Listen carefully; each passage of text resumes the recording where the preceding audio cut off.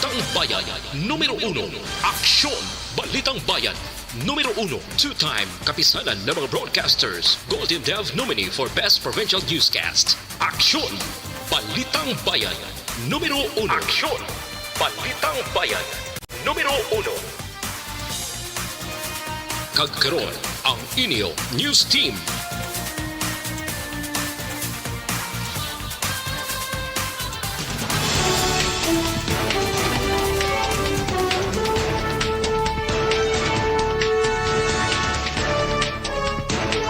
Sa ato nagapanguna ng mga Pangulong dinalan sa mga balita lokal, siyudad sa Bacolod wala sa mga na-record nga patay bangod sa COVID-19 umpisa Disyembre 1. Hindi pagdeklara sa ceasefire sang presidente ginkalipay sang 3rd Infantry Division sang Philippine Army.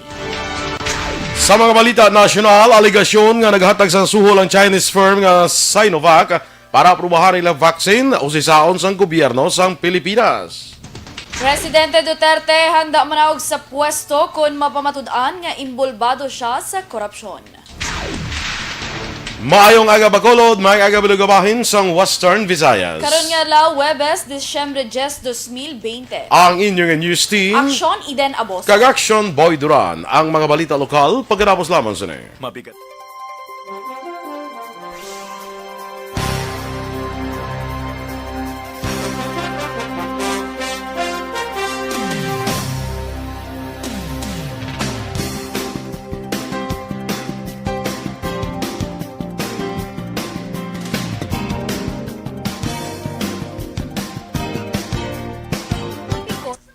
Good morning, Aksyon Eden. May aga. Good morning! Maninoy boy!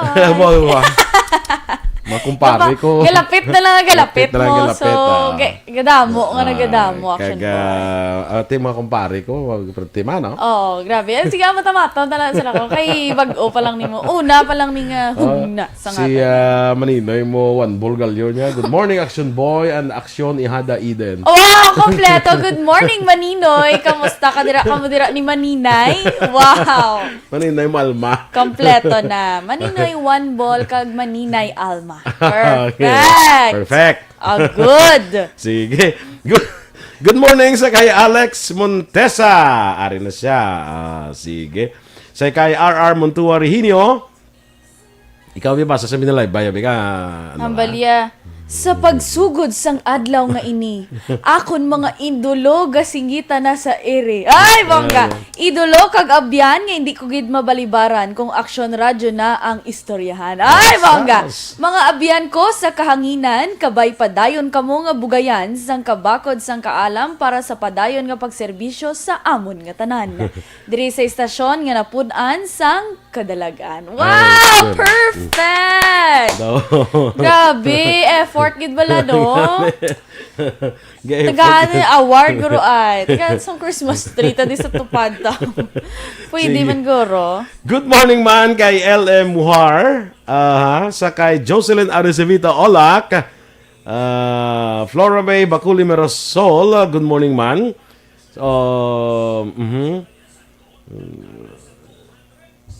Sige Sa kay Erwin Gonzalez, Monitor Mandra, kag kay Reynald Domingo Mirasol, kag kay Ma'am Eden, good morning. Janet Ledesma, Merry Christmas in advance. Greet siya lang ang family Ledesma, especially my father, Tome in Isabela. Anne Raffles, good morning dira sa my Japan. Watching from Okinawa, Japan. Ari ng presidente na to, Dennis Richard Tibor Roma, hindi nga ni makabinalay. Bay man Gani. Pero tema ng sugpo niya, mayo lang nasyonal ang sugpo niya, hindi lokal, Action Boy. Ari ko no, kinahanglan ka ni Madam Remia Garcia sa Monday 2 p.m. Ihada Eden. Oy, nga ano na? Away ko kabalo? Oh my gosh. Damdaman mo sa Remia? Kinanglan yun, yes. Kinanglan. The word kinanglan yun, Action Boy ka. mo. Oo, ano nang kinanglan? Ito kakululbaan, 2 p.m. sa Monday. Oo. Nakabongga. Sige. Kelly Jelly. Magkakabalo ko mo lang na kaya. Ako mo lang hambalan. Gapon ko na no. Oh, good. Sa kay Jeneline Bandoha. Sige, halin sa Quezon City. Ari man si Ma'am Vanessa Mayo. Diyan kasi ari man siya ari man isa mo. Ari ka. Ari. Wishing everyone a happy holidays. Greetings from beautiful Minnesota. Si Vanessa Mayo.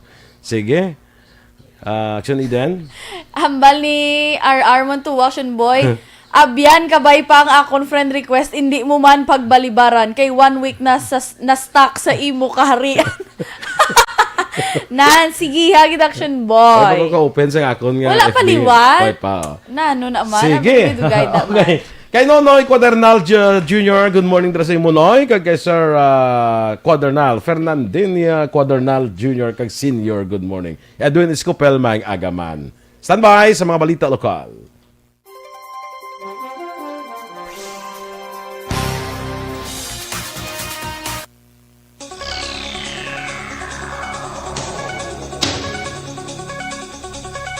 Action Radio Philippines Standard Time, 6 minutos na nagaligad sa tak na alas 6. Detalya na sa mga balita lokal. Ginanunsyo ni City Administrator M. Ang wala sa may na-record nga patay o kung nga napatay sa COVID-19 halin Disyembre 1 tubtob Disyembre 9. Sang Disyembre 8 nagapakita sa datos ng DOH6 nga isa lamang ang COVID-19 case nga na-record sa Bacolod. Sa press conference, ginpahig ni Ang, Executive Director sa Bacolod Emergency Operations Center, na record naman ang pinakanubo nga hospital care utilization rate nga yara karon sa 28%.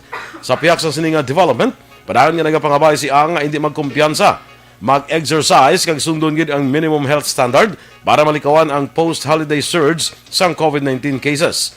Sa karon yara nasa 32 ka barangay ang ginakabing nga COVID-19 free sa sulod sang tialikdan nga 14 ka adlaw kag ginalauman nga madugangan ni sa masunod nga mga inadlaw. Samtang ginanunsyo ni Ang nga mga malls ang nagsugot naman o kung nagsugot naman nga hindi magpatigan sa traditional nga face-to-face Christmas party. Una lang nagsugot ang mga BPO company nga hindi man magpatigan sa face-to-face party kundi ipatuman ang virtual Christmas party. Ginanunsyo naman sa DOH6 ang 67 kabagong nga kaso ng COVID-19 sa Western Visayas nga nagdala sa kabilugan nga 20,446. Nagapabili na Negros Occidental sa nagapanguna sa may madamo nga bagong nga kaso ng virus nga may 29, ginsundan sang Iloilo City nga may 14, Iloilo Province nga may 11, Bacolod City nga may 8, Capiz nga may 4 kag Guimaras nga may 1. Samtang naglabot naman sa 18,084 ang recoveries matapos nadugangan sang 105 kabago nga nag-ayaw kag isa ang bag-o nga napatay nga nagdala sa kabilugan nga 587. Ang Western Visayas ang may 1,771 kaaktibo nga kaso sang COVID-19. Samtang ginapamunuan naman ni Governor Bong Lacson ang paglansar sa Retooled Community Support Program TV Aralan Series sang Department of Interior and Local Government sa din 25 ka mga barangay sa Negros Occidental ang nakabaton sang television sets kag learning modules. Ini nga mga barangay ang ginpili bilang mga beneficiaryo bangod nahilway na sa Communist Terrorist Group paagi sa whole of nation approach sang National Task Force to End Local Communist Armed Conflict. Sunod kay Lacson, iya ginakabig ang RCSP bilang oportunidad agud masulbar ang gintunaan sang local armed conflict kag tensyon. Ini ang paagi sa paghatag prioridad sa pag-deliver sa basic services kag social development assistance kag participatory initiatives ang tanan nga mga sektor para maangkon ang handom nga katawhayan. Ginkalipay naman sang 3rd Infantry Division sa Philippine Army ang palayag ni Presidente Rodrigo Duterte nga hindi ini magdeklarar sang ceasefire bisan pa sini nga panahon sang Paskwa. Sunod kay 3rd ID spokesperson Major Senon Padsito, nabatian sang gobyerno nasyonal ang ila rekomendasyon sa mga line units ka opisyal sa militar nga padayon ang kampanya kontra sa insurgency. Dugang pa ni Pansito sa mga nagliligad nga deklarasyon sang ceasefire, wala makita ang senseridad sa hanay sa mga rebelde nga grupo bangod nagapatigayan sa gihapon sa operasyon batok sa mga otoridad. Pasiguro ni Pansito wala sang dapat ikabalaka mga pumuluyo bangod padayon sila nga nagabantay kag handa man sa tanan nga oras. Nadakpa naman sa bypass operations atong Martes ang gabi sa Police Station 5 sa Barangay Singkang ang asawa sa drug pusher nga gintiro kay napatay sa Barangay Sumag, Syudad sang Bacolod. Ang nadakpan ginkilala kay Arlene Domingo, 39 anyos, kapungluyo sa Purok Kaingin, Barangay Singkang Airport, Syudad sang Bacolod. Nadakpan man ang upod ni Domingo nga si John Michael Lusong, 24 anyos, sang Purok Zone 4, Kalong-Kalong, Barangay Singkang, Syudad sang Bacolod. Nakuha kay Domingo kag Lusong ang 37,000 pesos nga bilis sa shabu. Sunod nga Police Lieutenant Melchor Tolentino, ang hepe sa Police Station 5, duha ka semana ila surveillance antes madakpan si Domingo. Sunod kay Tolentino, si Arlene Domingo ang asawa sa napatay nga si Randolph Domingo. Madumduman si Randolph Domingo ang gintiro sang riding in tandem sa barangay Sumag sa naligad nga bulan sang Mayo. Sa impormasyon nga nabaton ni Tolentino, kilala nga drug pusher si Domingo sa din nakasakay ang biktima sa iya sa lakyan sang matabo ang pagtiro sa iya. Nakuha naman sadto ang 200,000 pesos kag KG9 machine pistol sa salakyan ni Randolph Domingo nga upod man sadto sang nadakpan nga upod man sadto sang inisang madakpan upod pa si Arlene Domingo. Ginaresto naman sa Police Station Number 2 ang isa ka call center agent matapos makita nga may dala nga armas luthang. Ang sospetsadong ginkilala kay Felix Arnaldo Feria, 31 anyos ang edad, kag pumuloy isang Feria Street, Barangay Robles, Banwa, sang La Castellana. Na-recover kay Feria isa ka 45 kalibre pistola nga may 3 kabala sa magazine. Sunod kay Police Captain Leo Estopa, hepe sa Police Station Number 2, gin-flag down ang Honda Civic nga ginasakyan ni Feria matapos nagpangayo bulig ining si Cheza Celis. Sunod kay Estopa, si Celis ang gintawgan sang iya amiga nga si Mary Flor Salonoy sa iya kakulba nga sa baylo sa balay idulong siya ni Feria, nagkadto ini sa madulom nga lugar sa Bredco. Gilayon nagresponder ang Police Station 2 kag naabtan nila ang salakyan ni Feria sa Purok Ilak, Barangay 1, Syudad sang Bacolod. Si Feria yar akron sa custodial facilities ng Police Station Number 2 kag pasakan sang kaso nga paglapas sang RA 10591.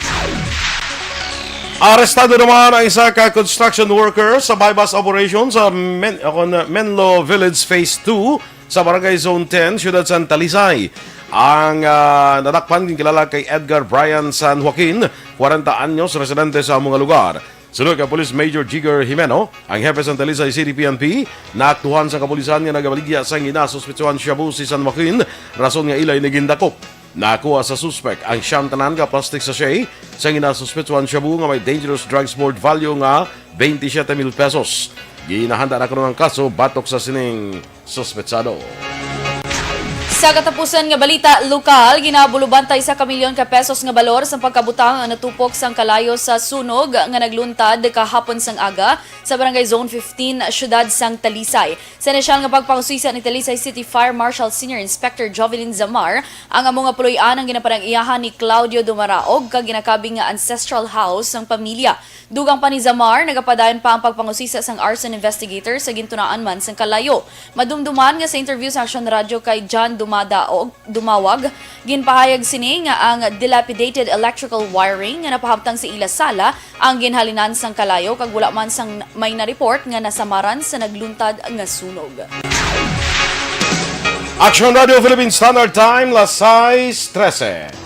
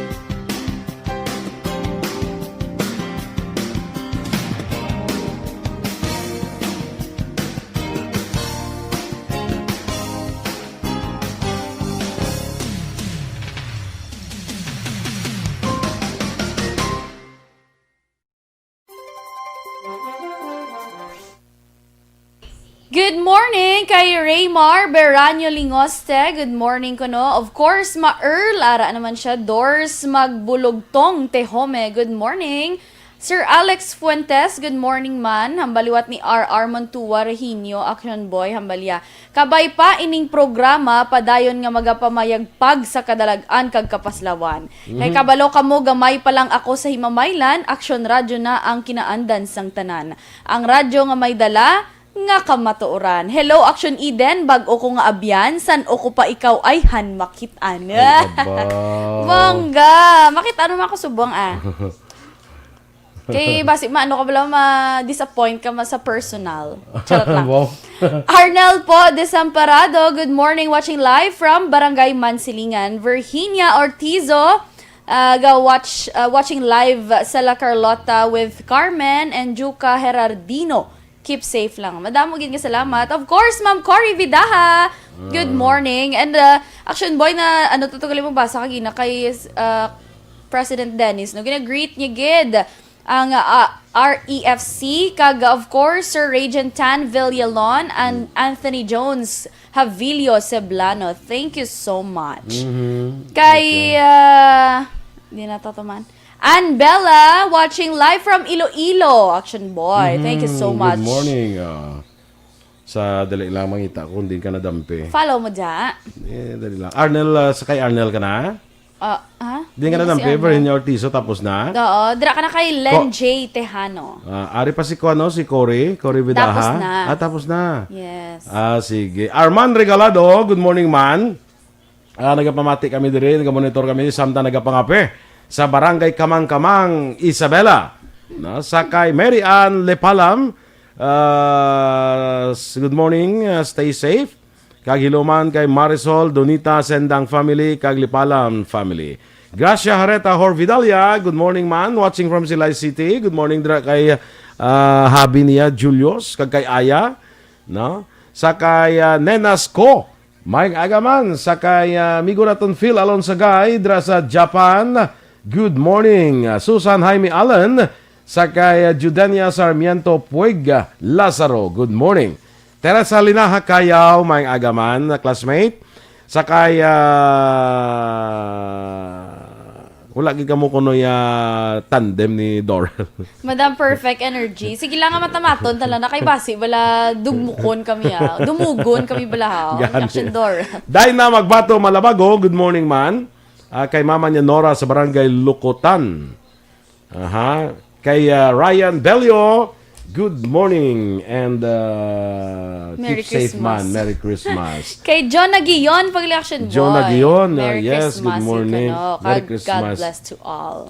Sa kay Rufi Libran, dira sa may sa talok na ni sila Blamon dahil sa kwan sa 13:30 no. Kaya kay amigo nato Valencia dira, good morning man. Kay Rose Winner, may aga. Yes, salamat kasi na gapamati. Of course, maninday mo, Tita Elsie Holinga. Yes, good Maninay. morning. Good morning. Namiadaan. Maninay, good morning. Merry Christmas. May bago, ito bala ko nung maleta. Nga nagkaboto. May nagabot bala ko na. May balayran ba to? Balayran gali. Sige. Kay Maninay ko man Bingbing La Chica. Good morning man sa Yes. ima. Nakita kami gali Action Boy ni Maninoy Jerry. katamay Nagbigan ka- nga gabi. May nag-text sa akon gabi na. Oo. Aling ko alang nako. After sa imoto may nag-moto kasi way ko kabalo bla. Sa uli may nag-text isling ko daw gaalang-alang nako kay gabi na.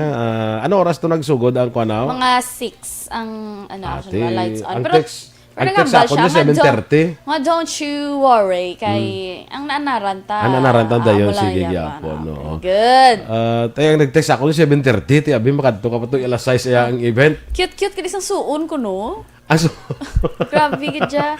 Si Margray kun ang si Yoyo. Yoyo. Sa Kasi Yoyo. Margray mo dayang na. True. Do ka bang Action Boy. Beautiful man ang magulang nga suon. Oo, ganun. Kaya kita mo kuhan, team, way ko ka, ano na siya, nang kung gabi, magaddo, kara na siya. Ang, ano ganina, ano pa, Yoyo Land. Land. Sige. Standby na kita sa mga balita national.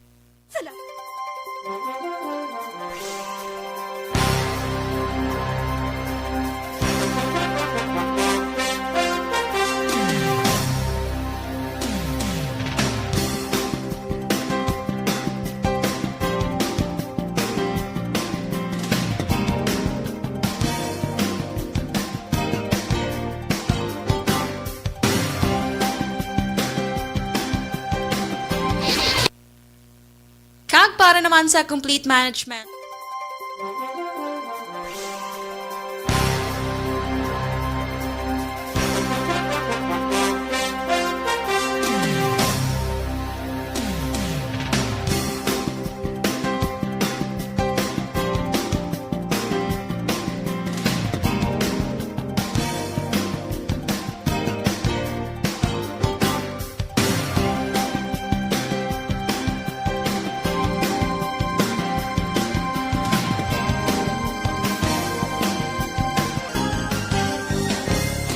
Balitang Bayan, Numero 1.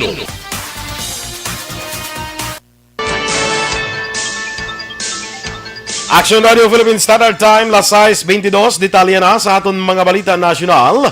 I-validate sa karon sang Philippine regulators ang report nga inaligar nga ang Chinese firm nga Sinovac nagatag sang suhol sa motoridad agud mahapapos ang approval sa pag-usar sa ilang nga bakuna. Ginimo ni DOJ Secretary Francisco Duque III ang pahayag kasunod sa report sang Washington Post nga ang founder kag chief executive sang Sinovac nga si Yen Wei-dong sa atong 2016 nga court testimony nag-ako nga nagatag sang suhol sa regulatory authorities sang China sang $83 mil dollars umpisa sang 2002 to 2011 para mapadasig ang approval sa ilang nga bakuna.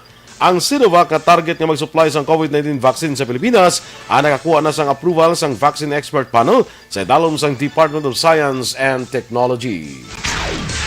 Posible gikan sa China ang unang COVID-19 vaccine nga pagagamiton sa Pilipinas. Suno kay National Task Force Against COVID-19 Chief Implementer kag Vaccine Czar Carlito Galvez Jr., mahimo ang bakunang gikan sa Gamaleya Research Institute sa Russia kag Sinovac BioNTech sang China ang unang mag-abot sa pungsod sa unang quarter sang tuig 2021. Pero sunod kay Galvez, posible nga mauna nga masecure sang pungsod ang bakuna gikan sa China.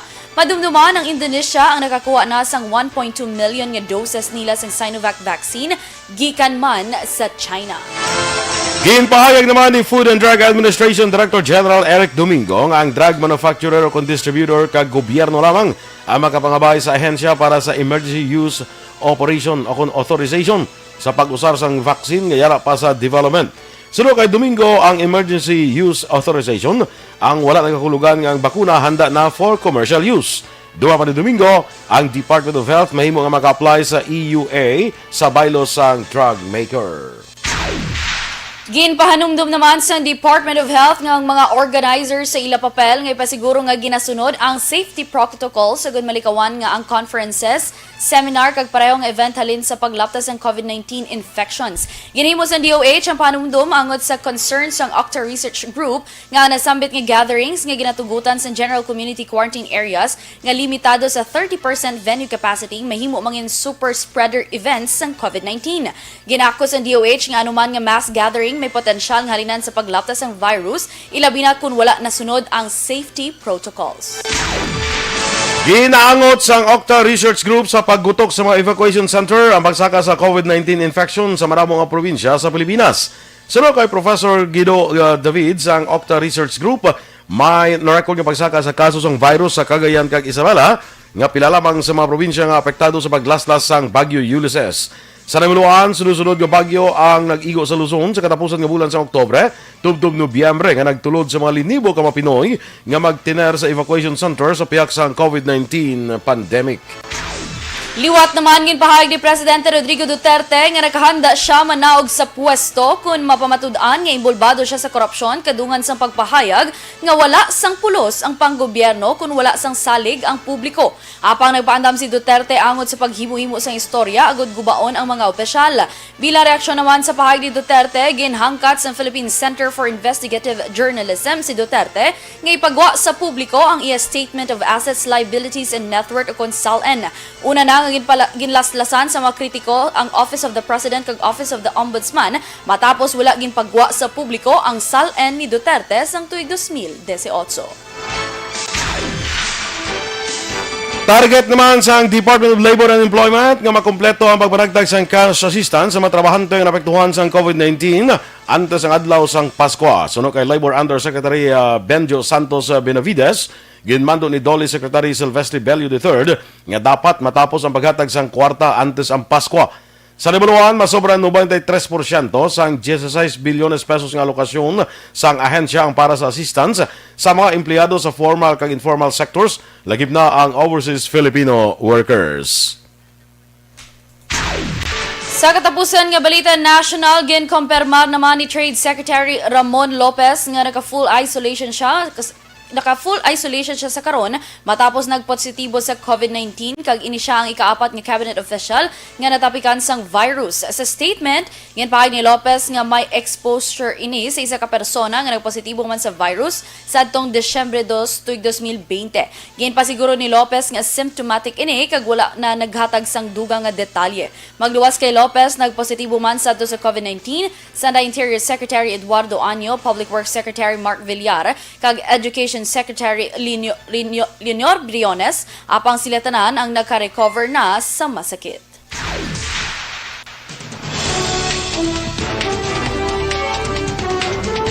Good morning, anay, kay Juby Artagame, Ryan Disenan, sakay Rosalina Arellano Espadero. Good morning man sa inyo. Jade Villegas Duran, of course, dira sa Barangay Kalumanggan, kay sa pamilya Duran, dira sa Kalumanggan. Sa kay papang niya Danilo Duran, good morning. Rosalina Arellano Espadero, of course, good morning. Miles Sarno Scott. Daw pa naman ni feeling ko American naman, daw ka abroad na naman ini, no? Sige. Inyo yung mga diyan aton mga balita diri sa Aksyon, Balitang Bayan numero 1 karon nga adlaw Huwebes, Disyembre 10. Standby na sa Action Report, second portion ng Aksyon, Fred Salanga. Galit na lang ha, 15 days na lang before Christmas, kag 22 days before New Year. Bagay kita karon sa atong dugang nga mga balita sa Aksyon Balita Morning Edition. Upod gapon sa inyo News Team. Aksyon Eden Aboso. Kag Aksyon Boy Duran, una sa balita, una sa aksyon. Sa Bacolod Aksyon Radio. Aksyon Radio.